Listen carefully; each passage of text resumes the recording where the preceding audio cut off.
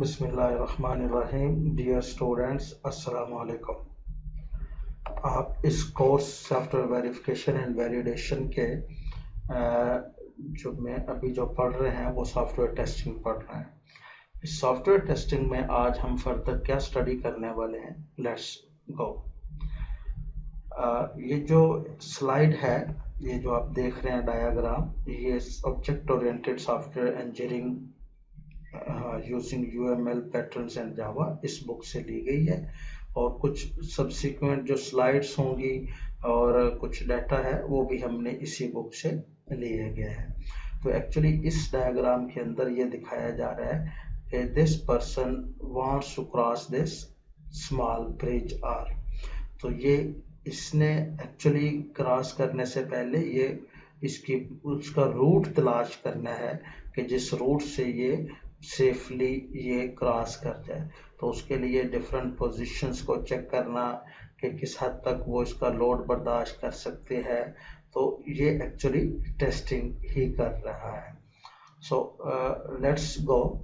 आज के लेक्चर में हम जो पर्टिकुलरली डिस्कस करेंगे वो यूनिट टेस्टिंग को डिस्कस करेंगे। यूनिट टेस्टिंग क्या होती है, इसकी क्या डेफिनेशन है, ये टेस्टिंग करने के हमारे गोल्स क्या होते हैं, इससे हमें क्या फ़वाइद मिलते हैं, इसकी क्या लिमिटेशंस हैं, और यूनिट टेस्ट कैसे लिखा जाता है, उसका सेटअप क्या होता है, उसको एग्जीक्यूट कैसे करते हैं, उससे रिजल्ट्स कैसे सामने आते हैं, ये सारा कुछ हम डिटेल में यूनिट टेस्टिंग को डिस्कस करेंगे। और integration testing, system testing, acceptance testing और रिग्रेशन टेस्टिंग को भी हम टच करेंगे, इनका कॉन्सेप्ट भी गेन करेंगे। So let's start. Unit testing actually ये परफॉर्म करते हैं डेवलपर को, और ये डेवलपर जो है ये यूनिट टेस्टिंग परफॉर्म करते हैं इससे पहले कि जो एक्चुअल कोड है वो हवाले किया जाए टेस्ट टीम के हवाले, उससे पहले ये यूनिट टेस्टिंग का एग्जीक्यूट हो चुकी होती है। और यूनिट टेस्टिंग जो है वो एक्चुअली जिस तरह इसके नाम से सामने आ रहा है, एक सिंपल क्लास हो सकती है, एक फंक्शन हो सकता है, एक छोटा सा एक मॉड्यूल हो सकता है यूनिट लेवल के ऊपर। जब डेवलपर्स जो हैं उनको डिज़ाइन डॉक्यूमेंट दिया जाता है तो हर डेवलपर को एक क्लास, दो क्लास डेवलप करने के लिए कहा जाता है। तो उस क्लास को जो है वो एक यूनिट मान लिया जाता है। तो यूनिट टेस्टिंग में डेवलपर्स जब उस डिज़ाइन को, उस क्लास को एक्चुअली कोड कर लेते हैं, तो फिर वही जो है वो इसके ऊपर जो है वो टेस्ट केसेस लिखते हैं। तो एक्चुअली उसमें एक चीज़ होता है कि जो डेवलपर्स जो है वो टेस्ट डाटा या टेस्ट केसेस जो एग्जीक्यूट करते हैं, और जो क्वालिटी एश्योरेंस वाले जो एग्जीक्यूट करते हैं, इन दोनों का डाटा डिफरेंट होता है।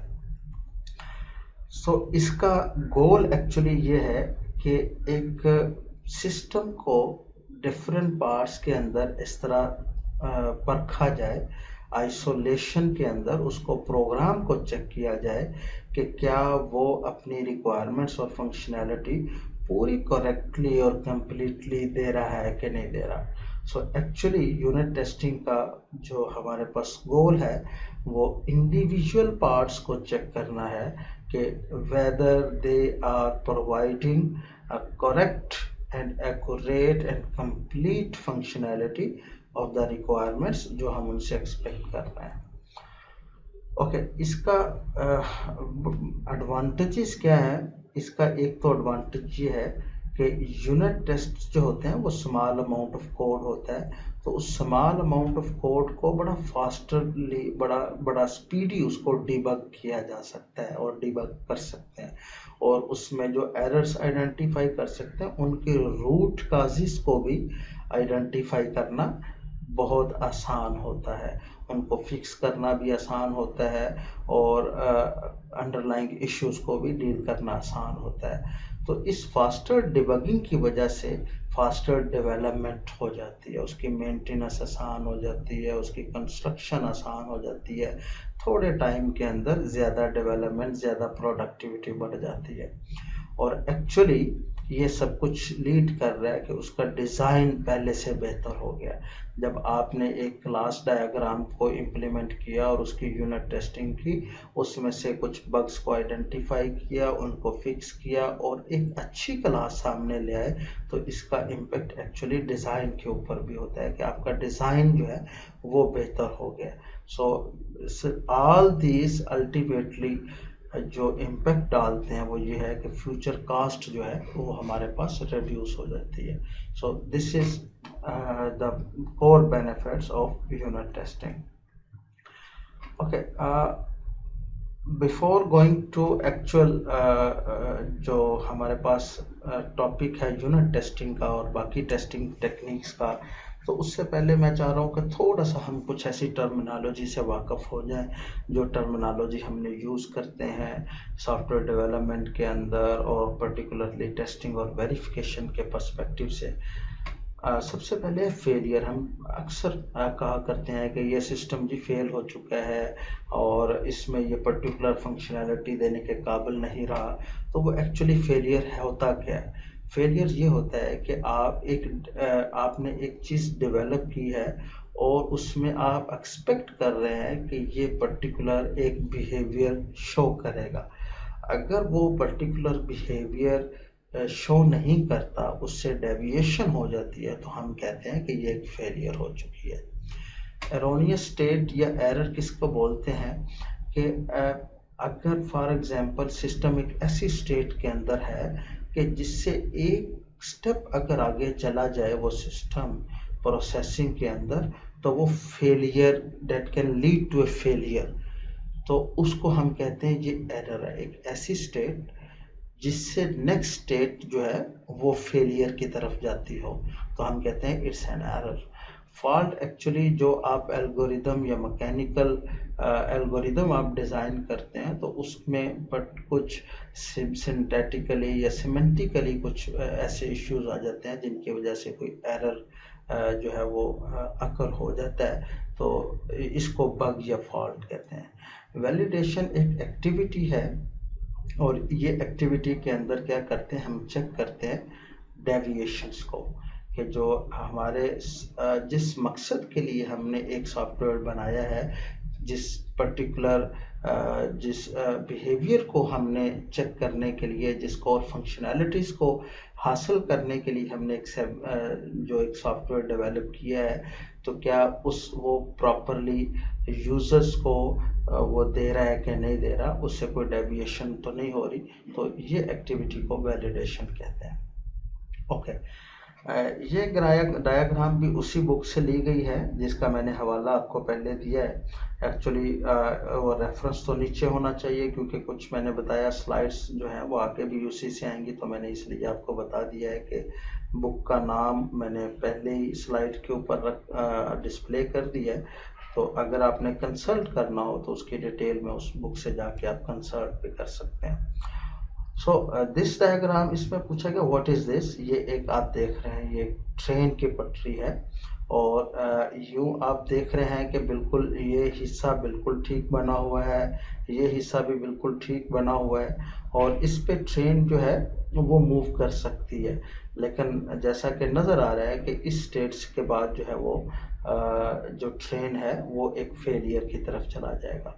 सो हम इसके अंदर अगर हम देखना चाहें कि फेलियर क्या है, क्या ये फेलियर है, क्या ये एरर है या कोई फॉल्ट जो बग है, क्या ये चीज़ है, तो इसमें हमें नज़र आ रहा है एक चीज़ कि अगर ट्रेन इस स्टेज पे है तो इससे आगे जो है वो अगर जाएगी तो वो एरोनियस स्टेट होगी, तो एरोनियस स्टेट होगी। और क्योंकि इससे आगे जैसे ही जाएगा तो वो अपना एक्सपेक्टेड जो इससे बिहेवियर हम सोच रहे हैं और वो उससे डेविएशन होगी, तो इट्स ए फेलियर। तो लाजमन ये आपको नज़र आ रहा है कि ये एल्गोरिथमिक फॉल्ट भी है जिसमें इसको प्रॉपरली जो है इस जॉइंट को इधर होना चाहिए था, जो कि नहीं है। सो नेक्स्ट में यही बात की गई है, failure and error A fault, ये चीज़ें एक्चुअली वही चीज़ है जिस तरह मैंने बताया कि ये ट्रेन इस स्टेप से जो एरोनियस स्टेट की हमने डेफिनेशन दी थी कि इस स्टेप से आगे जाएगा तो ये actually that can lead to a failure. So actually ये इसमें दिखाया गया है कि ये एक फेलियर भी है और एरर भी है और बग भी इसके अंदर एल्गोरिथमिक फॉल्ट भी बताया गया। ओके ओके ये एक जो है डायग्राम, इसमें एक्चुअली ये बताया जा रहा है कि ये F-16 बग जो है वो आया इन द हिस्ट्री। और F-16 आपको पता है कि एक फाइटर जेट है और जो है वो जो डिफरेंट वार्स के अंदर जो है ये डिफरेंट जो आपके वेपन्स होते हैं उनको कैरी करता है और जो है वो फाइट करता है। सो एक्चुअली यहाँ पे आप देख रहे हैं कि ये F-16 जो है ना ये क्रैश हुआ है। तो उसमें ये देखना ये चाह रहे हैं कि what is the failure, what is the error and what is the fault. So यहाँ से एक इन्वेस्टिगेशन से पता चला कि जब डिज़ाइन उसका बना रहे थे तो प्लेन को कहा गया कि plane is a kind of rocket, plane is a rocket is a kind of rocket. इनके दरमियान एक इनहेरिटेंस का रिलेशनशिप था। तो it's a bad use of implementation. तो this error can lead towards the failure. Okay next जो है वो हमारे पास examples of faults and errors हैं।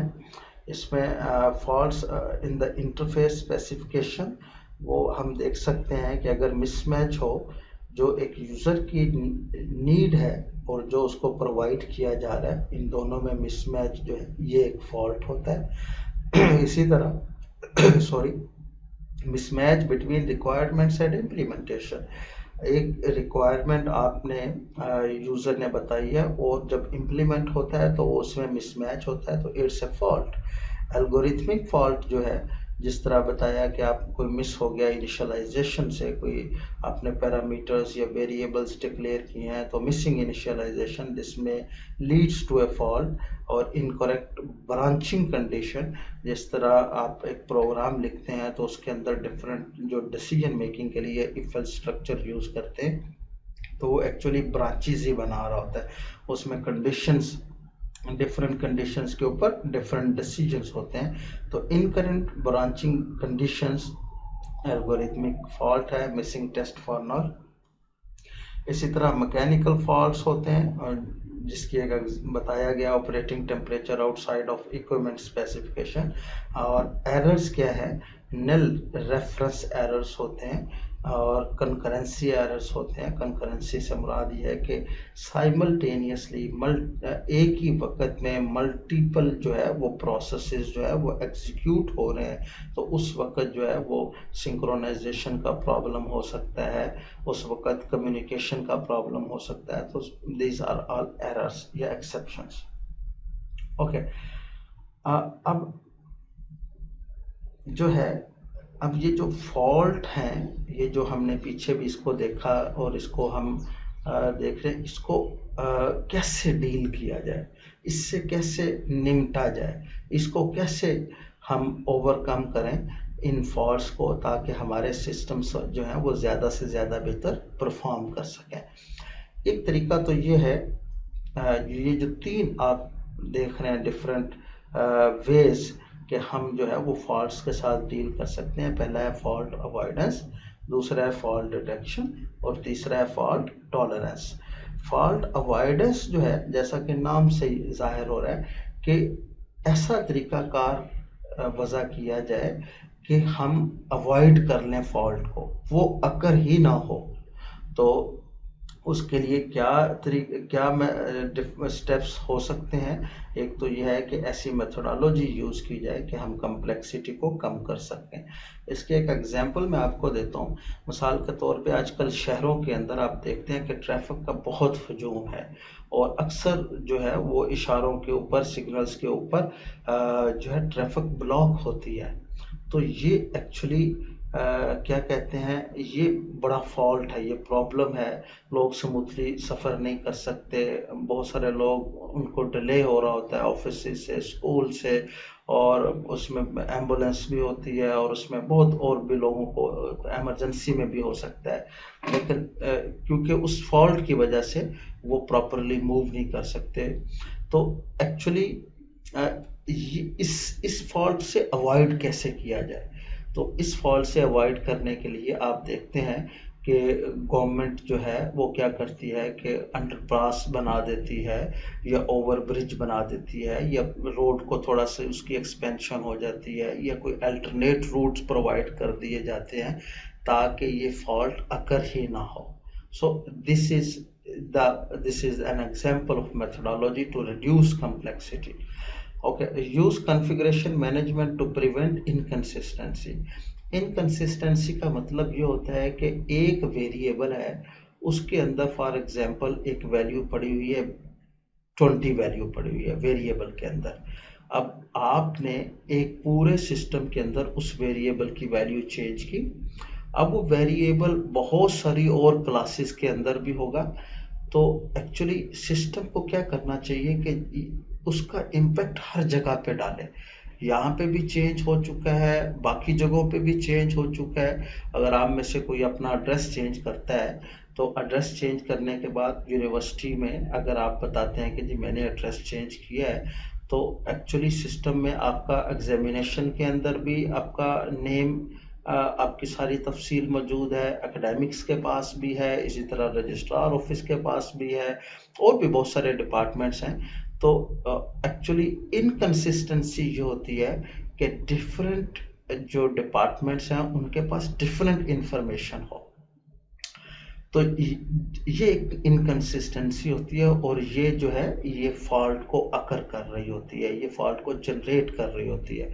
तो कॉन्फ़िगरेशन मैनेजमेंट एक्चुअली ये होता है कि जब भी चेंज अकर हो सिस्टम के अंदर, तो ऐसा एक मैकेनिज्म होना चाहिए कि वो चेंज को फौरी तौर पे अकोमोडेट करे और उसको फौरी तौर पे जो है वो इनकॉर्पोरेट करे, और जहाँ जहाँ पे चेंज चाहिए वहाँ वहाँ पे चेंज हो। So configuration management to prevent inconsistency, ये भी जो है एक तरीका है कि हम फॉल्ट को अवॉइड कर सकते हैं। Okay, apply verification to prevent algorithmic faults, and last one is reviews. जो है जब हम एक चीज़ फॉर एग्जांपल एक क्लास आपने बनाई है तो आप कहते हैं किसी अपने कोलीग से कि यार इस क्लास को रिव्यू कर दो, तो एक्चुअली वो क्या होता है उसमें से उसमें रिव्यू किया जाता है और उस अल्टीमेटली जो है फॉल्ट को अवॉइड करने के लिए एक एफर्ट होती है। दूसरा जो बताया फॉल्ट डिटेक्शन, फॉल्ट से निपटने का तरीका, इसमें यह है कि फॉल्ट एक्चुअली अब अकर हो चुका है, अब इससे कैसे निपटा जाए। तो इसमें एक टेक्निक है टेस्टिंग की कि आप जो है वो प्रॉपर उसकी टेस्टिंग करें और उसमें फॉल्ट डिटेक्शन के अंदर उसके रूट काज़ आइडेंटिफाई करें और उनको फिक्स करें। डिबगिंग इसी तरह है, find and remove the cause, क्या वजह है कि जिस वजह से फॉल्ट अकर हो रहा है उसको फाइंड करें, ऑफ एन ऑब्जर्व्ड फेलियर और उसको फिक्स करें। Monitoring is also way to fault detection. Fault tolerance, exception handling, इससे आप पूरी तरह बाखबर है। तो ये 3 डिफरेंट जो हैं वो वेज हैं जिनसे हम क्या कर सकते हैं, वो फॉल्ट को डील कर सकते हैं। ओके, ये जो डायग्राम आप देख रहे हैं ये टेक्सोनोमी है for fault handling techniques. Taxonomy से मुराद क्लासिफिकेशन है या हिरार्की आप कह लें, कि ये जो फॉल्ट हैंडलिंग टेक्निक्स हैं उनकी एक क्लासिफिकेशन है। सबसे ऊपर आप देख रहे हैं ये फॉल्ट हैंडलिंग है, और बिल्कुल जो हम पीछे पढ़ चुके हैं नीचे आप देख रहे हैं कि ये 3 डिफरेंट वेज हैं, फॉल्ट अवॉइडेंस, डिटेक्शन और टॉलरेंस। ये जो 3 वेज हैं इनकी वजह से हम फॉल्ट, इनकी मदद से इनमें से कोई एक या 2 या तीनों यूज करके हम फॉल्ट को हैंडल करते हैं। फर्दर निचले लेवल पे आप आके देखें तो फॉल्ट अवॉइडेंस के अंदर आप पिछली स्लाइड में देख चुके हैं कि methodology to reduce complexity, configuration management और वेरिफिकेशन, ये 3 इसकी सब कैटेगरीज हैं जिसमें जो हम यूज़ करते हैं फॉल्ट अवॉइडेंस के लिए। फॉल्ट डिटेक्शन के लिए जैसा कि हम पढ़ चुके हैं टेस्टिंग और डीबगिंग, ये 2 मेन जो हमारे पास एरियाज हैं जिन पे जो फॉल्ट डिटेक्शन में फॉल्ट को हैंडल कर रहे होते हैं। इस टेस्टिंग के अंदर पर्टिकुलरली अगर हम देखें तो इस टेस्टिंग के अंदर अगर हम देखें तो यूनिट टेस्टिंग हो रही है, इंटीग्रेशन टेस्टिंग हो रही है और सिस्टम टेस्टिंग है। इसके अलावा और भी बहुत सारी टेस्टिंग टेक्निक्स हैं जो इस टेस्टिंग के अंदर हम कर रहे होते हैं, लेकिन पर्टिकुलरली इस लेक्चर के अंदर हम यूनिट टेस्टिंग को देखेंगे। इन टेस्टिंग टेक्निक्स को भी हम स्टडी करेंगे, इनके कॉन्सेप्ट्स को भी देखेंगे। तो एक्चुअली ये सब कुछ बताने का मकसद ये था कि आपको पूरी तरह अंडरस्टैंडिंग हो जाए कि फॉल्ट हैंडलिंग जो है वो किस किस लेवल पे होती है, कौन कौन सी टेक्निक्स यूज करते हैं और इसमें यूनिट टेस्टिंग कहाँ पे लाई कर रहा है। Okay, before going to actual जो हमारा कोर इसका पार्ट है, उससे पहले ऑब्जर्वेशंस जो शायद हम पीछे भी थोड़ी सी डिस्कस कर चुके हैं। एक तो ये है कि मैं आपको बता चुका हूँ it is impossible, almost impossible कि हम पूरी एग्जॉस्टिव टेस्टिंग कर सकें। उसमें हमारे पास प्रैक्टिकल लिमिटेशंस भी आती हैं कि हमारे पास टाइम और कॉस्ट का प्रॉब्लम भी होता है, रिसोर्स बड़े लिमिटेड होते हैं और इसमें थ्योरेटिकल लिमिटेशंस भी, हॉल्टिंग प्रॉब्लम भी आ जाता है। दूसरा इसमें यह है कि टेस्टिंग का जो असल मकसद होता है उसका कि वो बग की प्रेजेंस को शो करना होता है। अच्छी टेस्टिंग ये होती है कि जो ज़्यादा से ज़्यादा बग्स को आइडेंटिफाई करे, नॉट देयर एब्सेंस।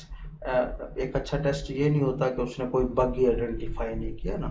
तो अच्छा टेस्ट वो होता है जो जिसने ज़्यादा से ज़्यादा बग्स को आइडेंटिफाई किया। और तीसरी ये इसके अंदर है, testing is not for free. इसके लिए बड़ी एफर्ट करना पड़ती है, इसमें क्रिएटिविटी चाहिए, इसमें टाइम और रिसोर्सेज चाहिए, इसमें कास्ट इन्वॉल्व है, इसमें प्रॉपर एक ब्रेनस्टॉर्मिंग इन्वॉल्व है। सो define your goals and priorities, exactly इसी पे वो डिपेंड कर रहा होता है।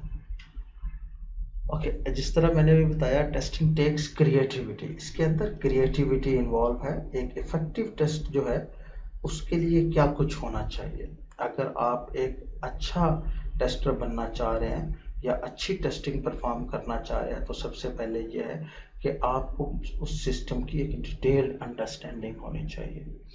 डिटेल्ड अंडरस्टैंडिंग से मुराद ये है कि ये सिस्टम जो है ये एक्चुअली इसको कौन कौन से स्टेक होल्डर्स जो हैं वो यूज़ करते हैं, इंटरेक्ट करते हैं, वो क्या कौन कौन सी फंक्शनैलिटीज़ जो हैं इस सिस्टम से लेते हैं, और ये सिस्टम जो है इसका आर्किटेक्चर क्या है, इसके डिफरेंट पार्ट्स क्या हैं, इसके डिफरेंट मॉड्यूल्स क्या हैं, वो कैसे आपस में इंटरेक्ट करते हैं। ये एक detailed understanding of the system उसके पास होनी चाहिए।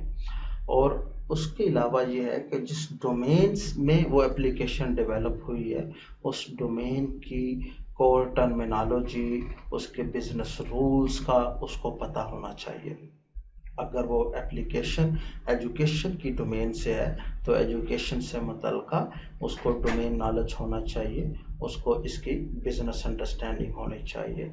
अगर वो मेडिकल से रिलेटेड है तो मेडिकल्स की कुछ डोमेन नॉलेज उसको होना चाहिए। आई मीन के उसमें जो टर्म्स यूज होती हैं, जो डिफरेंट कॉन्सेप्ट्स यूज होते हैं, इसका मतलब ये नहीं है कि वो पूरी उस डोमेन का नॉलेज उसके पास होना चाहिए, लेकिन ये है कि अच्छे टेस्ट करने वाले को उसके बिजनेस रूल्स का अंदाज़ा होना चाहिए। तीसरी जो चीज़ है कि उसको जो टेस्टिंग टेक्निक्स हैं उनका नॉलेज होना चाहिए। जिस तरह मैंने बताया था यूनिट टेस्टिंग है, जिस तरह मैंने बताया कि सिस्टम टेस्टिंग है, एक्सेप्टेंस टेस्टिंग है, इंटीग्रेशन टेस्टिंग है, इसके अलावा और बहुत सारी टेस्टिंग टेक्निक्स हैं, तो इनका पता होना चाहिए। और लास्ट वन ये कि उसके पास स्किल होनी चाहिए टू अप्लाई दीज टेक्निक्स, कि ये टेक्निक्स कैसे एक्चुअली अप्लाई की जाती हैं जो सिस्टम डेवलप किया जा रहा है उसके ऊपर, तो कौन सी स्किल्स उसके लिए रिक्वायर्ड होने चाहिए, उसका पूरा एक इंफॉर्मेशन और उसका पूरा नॉलेज होना चाहिए और उसकी प्रैक्टिस होनी चाहिए। Okay, testing is done best by independent tester. This ये डायग्राम है, टेस्टिंग एक्टिविटीज को शो कर रहा है। इसमें आप देख रहे हैं ये जो ऊपर वाली लेयर है, इसमें एक्चुअली जो सॉफ्टवेयर डेवलपमेंट लाइफ साइकिल है उसके डिफरेंट फेजेस आपको नज़र आ रहे होंगे। और जो एक्चुअली नीचे आप देख रहे हैं ये आप टेस्टिंग लाइफ साइकिल के डिफरेंट फेजेस हैं। जो यूनिट टेस्टिंग है इसके लिए ऑब्जेक्ट डिज़ाइन डॉक्यूमेंट यूज़ होता है। ऑब्जेक्ट डिज़ाइन डॉक्यूमेंट क्या है, ये एक्चुअली आपका क्लास डायग्राम है। और इसके अलावा और भी ऑब्जेक्ट डिज़ाइन डॉक्यूमेंट में क्लास डायग्राम के अलावा भी हो सकते हैं, लेकिन एक्चुअली जो जो मोस्टली जो सॉफ्टवेयर हाउसेस हैं वो क्लास डायग्राम को यूज़ करते हैं। तो हर क्लास को एक यूनिट के तौर पे ट्रीट किया जाता है और फिर हर क्लास को यूनिट उसका यूनिट टेस्टिंग होती है इंडिविजुअल क्लास की। यहाँ से अगर फॉर एग्जांपल एक क्लास डायग्राम के अंदर 10 क्लासेस हैं तो इंडिविजुअल लेवल के ऊपर 10 क्लासेस की यूनिट टेस्टिंग हो जाती है। इंटीग्रेशन टेस्टिंग एक्चुअली ये होती है कि उन 10 क्लासेस को जब आप इंटीग्रेट करते हैं तो उनके इंटरफेसेस होते हैं, हर क्लास का एक इंटरफेस होता है। और जैसा आप जानते हैं कि हर क्लास का इंटरफेस उसका पब्लिक मेंबर फंक्शन होता है। तो पब्लिक मेंबर फंक्शन के थ्रू वो क्लासेस आपस में बोलचाल करती हैं। तो इंटीग्रेशन टेस्टिंग में एक्चुअली ये हम देखते हैं कि क्या वो प्रॉपरली कम्युनिकेट कर रही हैं नहीं, और इसमें सिस्टम के अंदर उसकी नॉन फंक्शनल रिक्वायरमेंट्स भी आ जाती हैं। रिक्वायरमेंट एनालिसिस डॉक्यूमेंट के अंदर हम देखते हैं कि उसमें एक्चुअली जो फर्स्ट फंक्शनल है, नॉन फंक्शनल है, कुछ और कंस्ट्रेंट्स हैं, क्या वो प्रॉपरली इम्प्लीमेंट हुई हैं, क्या वो अब जो सिस्टम डेवलप हुआ है वो एक्यूरेट रिजल्ट दे रहा है। और लास्ट वन में आप देख रहे हैं कि ये एक्सेप्टेंस टेस्टिंग है। एक्सेप्टेंस टेस्टिंग एक्चुअली ये क्लाइंट एक्सेप्टेशंस होती हैं। आप क्लाइंट साइड पे जाके जब सिस्टम को डिप्लॉय करते हैं तो क्लाइंट अब इस सिस्टम को टेस्ट कर रहा होता है और वो देख रहा होता है कि जो जो रिक्वायरमेंट्स मैंने इनसे मांगी थी क्या वो प्रॉपरली बिल्डअप हुई हैं, क्या वो मुझे मेरी ज़रूरत के मुताबिक रिजल्ट्स दे रही हैं कि नहीं दे रही। तो इस लेवल पे ये क्लाइंट साइड पे ये टेस्टिंग हो रही होती है। Okay, now we will discuss unit testing, type of testing. इसमें यूनिट टेस्टिंग को हम डिस्कस करते हैं जिस तरह मैंने बताया कि इंडिविजुअल कंपोनेंट क्लास या सब सिस्टम होता है, डेवलपर्स इसको कैरी आउट कर रहे होते हैं और गोल इसका एक्चुअली ये होता है कि इस बात को कंफर्म करना कि जो कंपोनेंट या सब सिस्टम है वो करेक्टली कोड हो चुका है और उसके अंदर वो कैरी कर रहा है जो इंटेंडेड फंक्शनैलिटी को। जब कोई प्रोग्राम, क्लास या सब सिस्टम जो है वो एक्यूरेटली कोड हो जाता है तो वो फिर जो उससे हम एक्सपेक्ट कर रहे हैं, जो उससे हम सर्विसेज एक्सपेक्ट कर रहे हैं वो उसको कैरी आउट कर रहा होता है। ओके, इंटीग्रेशन टेस्टिंग के अंदर जिस तरह मैंने बताया कि ये ग्रुप ऑफ सब सिस्टम है या ग्रुप ऑफ आप क्लासेस कह लें और इवेंचुअली ये एक एंटायर सिस्टम है। इसको कैरीड आउट बाय डेवलपर्स या इसको टेस्टर भी कर रहे होते हैं। डेवलपर्स जो हैं वो एक्चुअली जो होता है कि जो आजकल अजाइल की एक दो डिफरेंट फॉर्म्स हैं उनके अंदर डेवलपर्स भी इसको कैरी आउट कर रहे होते हैं, उसको टेस्टिंग टीम भी कर रही होती है। तो गोल एक्चुअली इसका ये होता है कि इंटरफेस को टेस्ट करना अमंग सब सिस्टम। सिस्टम टेस्टिंग ये एंटायर सिस्टम को टेस्ट किया जा रहा होता है और इसमें एक्चुअली हमारा गोल ये होता है कि फंक्शनल और नॉन फंक्शनल रिक्वायरमेंट किस हद तक मीट कर रही हैं और किस हद तक जो है वो सिस्टम इसमें परफेक्शन दे रहा है, इस चीज़ को डिटरमिन करना। एक्सेप्टेंस टेस्टिंग मैंने बताया कि इसमें एक्चुअली ये क्लाइंट साइड पे होता है और इसमें देखा जाता है कि क्या जो सिस्टम बनाया गया है वो यूज़र की रिक्वायरमेंट को फुलफिल कर रहा है कि नहीं कर रहा। Okay, when should you write a test case. Traditionally after the source code is written. ये ट्रेडिशनली से मुराद यहाँ पे ये है कि कुछ ऐसे सॉफ्टवेयर डेवलपमेंट प्रोसेस मॉडल्स हैं, लाइक वाटरफॉल है, रैड है, रैशनल यूनिफाइड प्रोसेस मॉडल है, इसी तरह और बहुत सारे ऐसे मॉडल्स हैं, इनको ट्रेडिशनल बोलते हैं या डॉक्यूमेंट ड्रिवन बोलते हैं। तो उनके अंदर ये एक्चुअली जब आप सोर्स कोड एक क्लास का लिख लेते हैं तो फिर आप ये यूनिट टेस्ट के लिए जो है वो टेस्ट केस राइट अप करते हैं। लेकिन एक्सट्रीम प्रोग्रामिंग जो कि अजाइल की एक शक्ल है और उसके अंदर जो है ये टेस्ट ड्रिवन डेवलपमेंट होती है। टेस्ट ड्रिवन डेवलपमेंट से मुराद ये है कि आप एक्चुअली क्लास को इम्प्लीमेंट करने से पहले ही टेस्ट केस लिख लेते हैं, इसको बोलते हैं टेस्ट ड्रिवन डेवलपमेंट। तो उसका क्या फ़ायदा होता है? उसका फ़ायदा ये होता है कि जब आपके पास एक क्लास का एक डिज़ाइन आया है तो आपने उसी से ही टेस्ट केसेस लिख लिए हैं, तो उससे जो है वो अच्छा बेहतर एक रिव्यू हो जाता है। ओके, जिस तरह मैंने बताया टेस्ट ड्रिवन डेवलपमेंट साइकिल के अंदर टेस्ट ऐड करते हैं, रन करते हैं ऑटोमेटिक टेस्ट को, see the new one fail, write some code, उसको रन द ऑटोमेटेड टेस्ट और see them succeed, refactor code. Actually इस सब का मतलब ये है कि आप जो है वो एक टेस्ट केसेस लिख लेते हैं और आप जो है वो जो क्लास डेवलप करते हैं उसके ऊपर उसको रन करते हैं, उसमें से बग्स आइडेंटिफाई होते हैं, फिर कोड के अंदर आप उसको फिक्स करते हैं, फिर जो है दोबारा उसको आप वो एग्जीक्यूट करते हैं, दोबारा टेस्ट करते हैं। तो ये प्रोसेस चलता रहता है अनटिल अनलेस आपके पास एक अच्छी यूनिट लेवल के ऊपर एक रिफाइंड और एक्यूरेट क्लास आ जाए, जो जिस पर्टिकुलर फंक्शनैलिटी के लिए हमने इम्प्लीमेंट की हुई है वो पूरी तरह हमें उससे मिल रही हो। ओके, यूनिट टेस्टिंग जो है ये एक्चुअली दो तरह की है, एक स्टैटिक टेस्टिंग इस होती है और दूसरी डायनामिक टेस्टिंग होती है। स्टैटिक टेस्टिंग यूजुअली आपको पता है कंपाइल टाइम पे होती है, और स्टैटिक टेस्टिंग के अंदर स्टैटिक एनालिसिस और रिव्यूज, ये दो चीजें, रिव्यूज के अंदर आप देखें वॉक थ्रू और code inspection. So static testing जो कि कंपाइल टेस्टिंग के वक्त हो रही होती है, इसमें अगर पर्टिकुलरली रिव्यू देखें तो होता ये एक्चुअली कि जिस तरह भी मैंने पीछे एक्सट्रीम प्रोग्रामिंग की बात की, तो उसके अंदर एक बंदा कोड लिख रहा होता है, दूसरा उसको रिव्यू कर रहा होता है। तो एक्चुअली वॉक थ्रू एक इनफॉर्मल वे है कि उसमें एक बंदे के काम को एक या दो बंदे उसको चेक कर रहे होते हैं, इसको वॉक थ्रू बोलते हैं। ये आप सॉफ्टवेयर इंजीनियरिंग के कोर्स में पढ़ भी चुके हैं।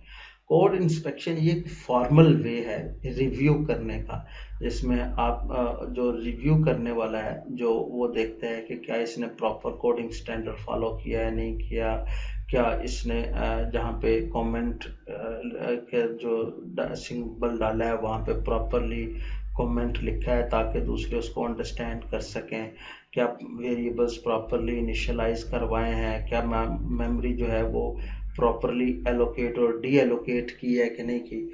तो रिव्यूज के अंदर ये कंपाइल टाइम के ऊपर हम उसको स्टैटिक टेस्टिंग, यूनिट टेस्टिंग की में जो स्टैटिक टेस्टिंग है वो इस लेवल के ऊपर होती है, ये इस तरह करते हैं। Dynamic testing at run time, जब एक सिस्टम जो है वो एग्जीक्यूट हो चुका है उस वक्त ये एग्जीक्यूट करते हुए जो टेस्टिंग होती है वो ब्लैक बॉक्स टेस्टिंग है, वाइट बॉक्स टेस्टिंग है। सो इससे हमें पता चला कि यूनिट टेस्टिंग सिर्फ वाइट बॉक्स टेस्टिंग नहीं होती बल्कि ये ब्लैक बॉक्स टेस्टिंग भी होती है। आप असल इससे पहले ब्लैक बॉक्स और वाइट बॉक्स दोनों टेस्टिंग बड़ी डिटेल में पढ़ चुके हैं। Okay, static analysis with eclipse, ये इस स्लाइड के ऊपर अगर आप ये देखें कि स्टैटिकली जो एनालिसिस है विद एक्लिप्स के साथ, अब जिस तरह मैंने बताया कि यूनिट टेस्टिंग वो स्टैटिक भी होती है और डायनामिक भी होती है, और जो स्टैटिक होती है उसके अंदर एक्चुअली कंपाइल टाइम के ऊपर होता है और कंपाइलर वार्निंग एंड एरर्स जो होते हैं वो उसके ऊपर उस पर्टिकुलर उसमें फॉल कर रहे होते हैं। और possibly uninitialized variable, undocumented empty block. Check style के अंदर जिस तरह मैंने बताया, check for code guideline violations. अगर फॉर एग्जांपल एक क्लास लिखी है और उसमें किसी कोडिंग स्टैंडर्ड्स की कोई वायोलेशन है तो उसको चेक किया जाता है। ये वाला लिंक जो है ये आप देख रहे हैं, ये मैंने इसके साथ और इसके साथ भी अटैच किया है। तो इसमें आप इन लिंक्स के ऊपर जाके इनके मतलब एक डिटेल जो है वो अंडरस्टैंडिंग भी ले सकते हैं। So check for code anomalies, कोई कोड के अंदर कोई एल्गोरिथमिक कोई अनोमली है तो उसको आप आइडेंटिफाई कर लेते हैं। कहीं पे आपको लगता है कि ये जो है कोई यहाँ पर सॉर्ट ऑफ ये इनकन्सिस्टेंसी को जनरेट कर देगा, या यहाँ पर जो है ऑब्जेक्ट जो है वो प्रॉपरली जो है वो इनिशियलाइज नहीं हुआ। तो इस तरह के जो प्रॉब्लम्स हैं, बग्स जो हैं, उनको कंपाइल टाइम के ऊपर देखा जाता है। Matrix check for structural anomalies, जो आपने एक स्ट्रक्चर बनाया उस क्लास का, क्या वो अप टू स्टैंडर्ड है कि नहीं। जो मीट्रिक यूज होते हैं उनको मेजर करने के लिए कि ये स्ट्रक्चर जो है अनोमलीज से पाक है, तो वो मीट्रिक्स जो है वो भी इस लेवल के ऊपर देखे जाते हैं, स्टैटिक एनालिसिस के ऊपर। ये लिंक है, यहाँ पर आप जाके इसको फर्दर स्टडी भी कर सकते हैं। ओके, ब्लैक बॉक्स टेस्टिंग, हमने कहा यूनिट टेस्टिंग जो है उसके अंदर ब्लैक बॉक्स भी होती है और वाइट बॉक्स भी होती है। और ब्लैक बॉक्स का आपको पता है कि एक्चुअली ये इनपुट आउटपुट बिहेवियर को जो है वो फोकस हो रहा होता है। इसमें हम जो है वो किसी भी फील्ड के अंदर, किसी भी इंटरफेस के अंदर कोई फील्ड है उसको कोई इनपुट देते हैं और उससे जो आउटपुट जनरेट होती है। अगर तो आउटपुट जो जनरेट हो रही है वो यूज़र की एक्सपेक्टेशंस और उसकी रिक्वायरमेंट के बिल्कुल ऐन मुताबिक है तो हम कहते हैं कि ये फील्ड प्रॉपरली वर्क कर रही है। और अगर उसमें कोई डेविएशन है तो हम कहते हैं कि ये फील्ड प्रॉपरली वर्क नहीं कर रही। So if for any given input we can predict the output, then the component passes the test। ठीक है, इस तरह requires test oracle। गोल इसमें ये होता है एक्चुअली, जब हम ब्लैक बॉक्स टेस्टिंग की बात करें तो उसमें ये होता है कि जब आप कोई फील्ड टेस्ट कर रहे हैं तो उसके अंदर आपने कोई इनपुट देनी होती है, तो वो इनपुट कई तरह की हो सकती है ना। मिसाल के तौर पे अगर सिंपल हमने नाम ही देना है तो नाम आपको पता है कैपिटल में भी हो सकता है, स्मॉल में भी हो सकता है, नेम में आप कोई बंदा उसको नंबर्स भी उसमें शामिल कर सकता है, करेक्टर्स के साथ कोई स्पेशल की भी उसमें शामिल कर सकता है। तो एक्चुअली अगर ये सब चीज़ों को देखा जाए तो शायद बहुत सारी डिफरेंट जो है वो हमारे पास टेस्ट केसेस आ जाएंगे। सो गोल हमारा इसमें ये होता है reduce number of test cases by equivalence partitioning.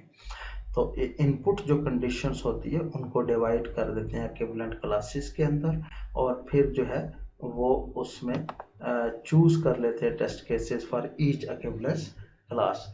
तो जितनी भी तरह की क्लासेस हम इसमें बनती हैं उनमें से एक एक टेस्ट केसेस बना लेते हैं। अगर वो टेस्ट केस उस पर्टिकुलर क्लास को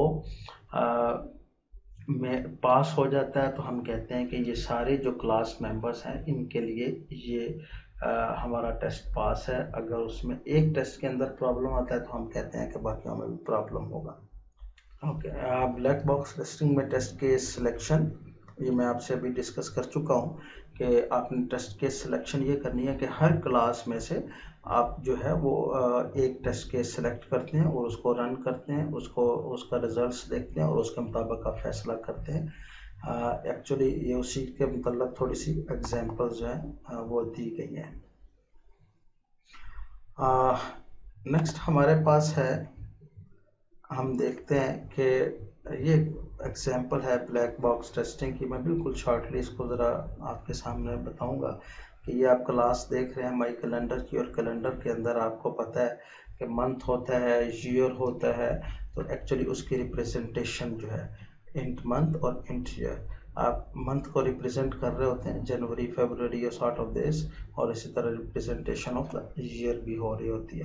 how many test cases do we need for the black box testing of get num days in month. तो इसके लिए आप ये अब आपकी एक असाइनमेंट है, इसमें एक्विवेलेंस क्लासेस बनाए, और एक्विवेलेंस क्लासेस बनाने के बाद देखें कि हर क्लास में से एक एक टेस्ट केस लेना है, तो कितने टेस्ट केसेस जो हैं वो हमें इस पर्टिकुलर फंक्शन को टेस्ट करने के लिए दरकार होंगे। ये एक ब्लैक बॉक्स टेस्टिंग है। Now let's come to the white box testing. इसमें आप देख चुके हैं code coverage, branch coverage, condition coverage और पाथ कवरेज है। एक्चुअली ये कोई हॉरिस्टिक्स हैं यूनिट टेस्टिंग की। हॉरिस्टिक्स से मुराद सेट ऑफ गाइडलाइंस आप कह लें कि जब भी आप यूनिट टेस्टिंग करें तो इन बातों का ख्याल रखना है। पहली चीज़ ये है कि create unit test when object design is completed, black box के अंदर, वाइट बॉक्स के अंदर भी। दूसरी हॉरिस्टिक्स ये है develop the test cases, find, ये गोल हमारा इसके अंदर ये होना चाहिए effective number of test cases. बिल्कुल ऐसे टेस्ट केसेस डेवलप ना किए जाएं जो कि इफ़ेक्टिव ना हो, जो कि टाइम वेस्टेज हो। क्रॉस चेक कर लेना चाहिए ताकि उसके अंदर जो है वो डुप्लीकेशन, अगर फॉर एग्जांपल दो से ज़्यादा लोग जो हैं वो डेवलप कर रहे हैं तो उसमें डुप्लीकेशन ना हो। और फोर्थ वन ये है desk check your source code को की डेस्ट चेक होनी चाहिए। Describe the test oracle, execute the test case, और इसमें री एग्जीक्यूट करें टेस्ट जब आप कुछ चेंज उसके अंदर फिक्स करें। एक दफ़ा आपने एक प्रॉब्लम को आइडेंटिफाई किया, उस प्रॉब्लम को आपने फिक्स किया, फिक्स करने के बाद दोबारा उसको टेस्टिंग करनी है और देखना है क्या ये हमारा फिक्स किया हुआ ठीक है कि नहीं। इसको रिग्रेशन टेस्टिंग भी बोलते हैं। These are few unit testing heuristics. Next हमारे पास इसमें जो है वो मैं आपको एक जावा का फ्रेमवर्क है जे यूनिट, उसका ओवरव्यू मैं आपको दे रहा हूँ। और मकसद इसमें यह है कि आप writing and running unit test की राइटिंग और रनिंग के लिए ये एक जे यूनिट जावा फ्रेमवर्क है। इसके अंदर टेस्ट केसेस एंड फिक्सचर्स, मतलब उसके डिफरेंट आप स्टफ कह लें, उसके आपको मिलेंगे। टेस्ट सूट्स से मुराद ये है कि उसमें जिस तरह आप देखते हैं कि उसमें मल्टीपल टेस्ट केसेस होते हैं। टेस्ट रनर आपको मिलेगा, और and this is the written by Kent Beck and Erich Gamma. Written the test first and pattern-based development in mind. Test written before code allows for regression testing and facilitates refactoring. So इसके अंदर ये है कि before code आपने test इसके अंदर लिखते हैं, और एक्चुअली रिग्रेशन टेस्टिंग जिस तरह मैंने अभी आपको बताया कि इसमें जब आप एक बग को फिक्स करते हैं तो फिक्स करने के बाद दोबारा उसको टेस्ट करने को रिग्रेशन टेस्टिंग कहते हैं। रिफैक्टरिंग एक्चुअली ये एक डिज़ाइन को बेहतर बनाने के लिए जब आप बग को फिक्स करते हैं तो एक्चुअली आप अच्छी एक शेप बना रहे होते हैं। कोड की उसे रिफैक्टरिंग भी कहते हैं। ये एक ओपन सोर्स है, इस लिंक से आपको मिल जाएगा। तो एक्चुअली हम इसको अभी थोड़ा सा इस लेवल पे देखते हैं। यहाँ पे अगर आप देखें ये जो है वो क्लासेस हैं, 5 क्लासेस हैं। ये टेस्ट रिजल्ट है, ये आप देख रहे हैं कि जो भी टेस्ट है उसका रिजल्ट है। इसमें टेस्ट जो केसेस हैं वो रन हो रहे हैं, और उससे निचले लेवल के ऊपर ये दो क्लासेस है, टेस्ट केस और टेस्ट सूट। इसके अंदर फंक्शंस है रन का और ऐड टेस्ट का, और इसके अंदर वेरिएबल है टेस्ट नेम स्ट्रिंग, इसका नाम क्या है, रन, उसका सेटअप, उसका टीयर डाउन और रन टेस्ट। ये कंक्रीट टेस्ट केस है जो कि वेरी करता है हर क्लास के अंदर, जिसमें आप सेटअप है और यूनिट टू बी टेस्टेड, जो यूनिट आपने टेस्ट करना है उसकी आप यूं कह लें कि एक क्लास ही है। तो एक्चुअली ये यूनिट क्लासेस हैं, या यूं कह लें कि ये एक फ्रेमवर्क है ये जिसके अंदर जो है जो भी आपने यूनिट जो भी क्लास टेस्ट करनी है उसके अंदर लाजमन कोई फंक्शंस होंगे। उन फंक्शंस को जो है वो इससे गुजार के आप वो टेस्ट कर सकते हैं। ओके, मेथड्स अंडर टेस्ट, जिस तरह मैंने बताया टेस्टिंग माई लिस्ट, इसमें ये है कि एक फॉर एग्जांपल एक माई लिस्ट एक यूनिट है या एक क्लास है जिसको आप टेस्ट करना चाह रहे हैं, और उसके अंदर ऐड का फंक्शन है, रिमूव का फंक्शन है, कंटेन्स का फंक्शन है, साइज का फंक्शन है। ओके, तो कंक्रीट टेस्ट केस का नाम है माई लिस्ट टेस्ट केस। तो ये आप शेप देख रहे हैं उसकी। सो एक्चुअली ये वाली दो क्लासेस इससे इनहेरिट है, और ये वाली क्लास जो है माई लिस्ट टेस्ट केस ये इससे इनहेरिट है। और माई लिस्ट और माई लिस्ट टेस्ट केस का ये एक आपस में एसोसिएशन है, एक रिलेशनशिप है। तो इन रिलेशनशिप को भी ज़हन में रखना है। एक्चुअली आप देख रहे हैं माई लिस्ट के अंदर ऐड का फंक्शन है, रिमूव, कंटेन, साइज, और इसके अंदर एक्चुअली वही फंक्शंस हैं सेटअप के, रन टेस्ट के, ऐड टेस्ट के, रिमूव टेस्ट के, और सॉर्ट ऑफ दिस। सो इसमें आप देख रहे हैं कि ये जो पब्लिक क्लास है माई लिस्ट टेस्ट डेट, ये वाली क्लास ये इनहेरिट हुई है टेस्ट केस के से। ये एक्सटेंड्स का वर्ड्स जावा के अंदर मींस इनहेरिटेंस का होता है, टेस्ट केस के साथ हुई है। और उसके आगे जो है ये दूसरी पब्लिक माई लिस्ट क्लास, उसमें जो है वो डिफाइन किए जा रहे हैं उसके डिफरेंट जो पब्लिक डाटा मेंबर्स और बाकी चीज़। तो ये तीन आप कमेंट्स के साथ देख रहे हैं। पहला ये है कि सेटअप द टेस्ट, जब भी टेस्ट को एग्जीक्यूट करना है उसका कोई सेटअप बनाना पड़ता है, वो सेटअप सिंपल का ये एक मॉड्यूल आपको नज़र आ रहा होगा। उसके बाद ये होता है कि आपने जब एक सेटअप या प्री रिक्विजिट पूरी हो गई है तो उसके बाद टेस्ट परफॉर्म करते हैं। और तीसरी चीज़ ये है कि इस बात को चेक किया जाता है कि क्या टेस्ट जो है वो सक्सेसफुली एग्जीक्यूट हुआ है कि नहीं, 1 या 0 रिटर्न करके वो उसको अश्योर करता है। तो एक्चुअली इस वक्त हमारा मकसद इस कोड के अंदर जाके लंबी छोटी डिटेल सीखना नहीं है, बल्कि ये एक जे यूनिट जो फ्रेमवर्क है इसको थोड़ा सा देखना है कि ये कैसे टेस्ट केसेस को एग्जीक्यूट करता है, और इस तरह जिस तरह वो कैसे काम करता है। ओके, इसकी तफसील मैं आपको दे चुका हूँ कि ये वाला पोर्शन जो है वो सेटअप के लिए है, ये परफॉर्म, और ये वाला एक्चुअली उसको देखा जाता है कि क्या वो प्रॉपरली एग्जीक्यूट हुआ है कि नहीं। ओके, टेस्ट पिक्चर यानी स्टफ्स जो है वो इस पोर्शन के अंदर होते हैं, टेस्ट केसेस। और टेस्ट केसेस ये वाला ऐड टेस्ट का आप देख रहे हैं टेस्ट केस है, ये वाला रिमूव का है। और एक्चुअली इसके अंदर अब ये होता ये है कि माई लिस्ट से ऐड, रिमूव, कंटेन, साइज, ये वाले जो डिफरेंट जो मेथड्स आपने टेस्ट करने हैं इसके लिए सेटअप होता है 1 बाय 1, और उसके लिए सेटअप जो है फिर वो टेस्ट केस एग्जीक्यूट होता है। टेस्ट सूट के अंदर जो है आप देख रहे हैं कि बहुत सारे टेस्ट केसेस होते हैं, ये इनका आपस में इनहेरिटेंस का रिलेशनशिप है। और फाइनली रन होता है, टेस्ट रन होते हैं और उसके रिजल्ट्स जो हैं वो जनरेट होते हैं, और आपको पता चलता है कि ये जो है ये इस पर्टिकुलर जो है वो जब मेथड को टेस्ट किया गया है उसमें तो उसके क्या रिजल्ट्स आए हैं, क्या उसमें वेरिएबल्स जो हैं वो कोई प्रॉब्लम तो नहीं कर रहे हैं, क्या वो इनिशियलाइज प्रॉपरली हुआ है नहीं, मेमोरी के मतलब मेमोरी क्या प्रॉपरली एलोकेट या डी एलोकेट की गई है, और इसी तरह जो है जो एल्गोरिथम जो है डिज़ाइन किया गया वो प्रॉपर है कि नहीं है। So this is all about, I hope इसकी लिमिटेशंस हम देख लेते हैं। यूनिट टेस्टिंग की testing cannot catch each and every bug in an application. It is impossible to evaluate every execution path in every software application. The same is the case with unit testing. There is a limit to the number of scenarios and test data that a developer can use to verify a source code. After having exhausted all the options, there is no choice but to stop unit testing and merge the code segment with other units.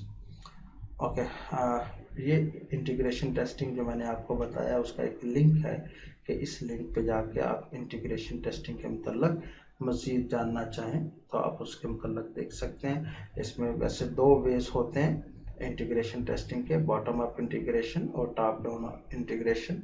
Bottom up आपको जैसा कि नाम से पता चल रहा है कि फ्रॉम डाउन टू अपवर्ड जो है वो टेस्ट इंटीग्रेशन टेस्टिंग हो रही है निचले लेवल से।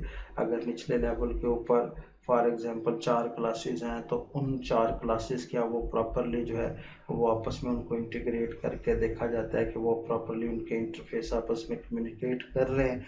फिर उससे ऊपर लेवल के ऊपर जो है वो क्लासेस को शामिल करके दोबारा टेस्ट किया जाता है। फिर उससे ऊपर लेवल के ऊपर क्लासेस को शामिल करके टेस्ट किया जाता है। इसी तरह बॉटम से अप जो है वो मूव करते हुए सारी क्लासेस को एट द एंड जाके हम टेस्ट करते हैं और इसको इंटीग्रेशन टेस्टिंग कहते हैं। टॉप डाउन इससे बिल्कुल इन्वर्स है इंटीग्रेशन टेस्टिंग से।